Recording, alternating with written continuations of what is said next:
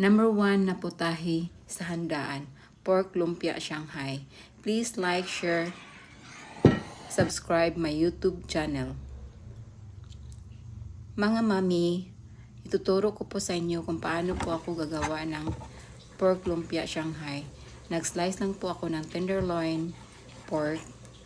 Ito talaga ang gamit ko kapag maglumpia ako, tenderloin. At saka i-grind ko lang yung spices at nilagyan ko ng carrots.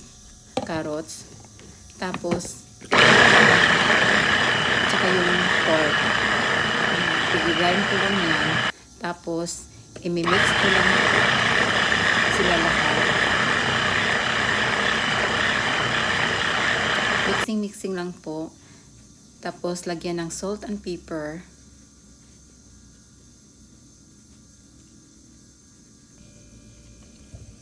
At saka egg.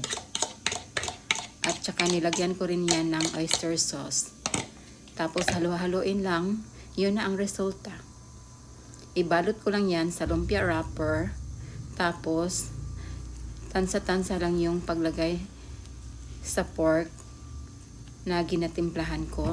Tapos ganyan ang pag-slice ko para buo talaga siya maluto. Thank you and subscribe my YouTube channel.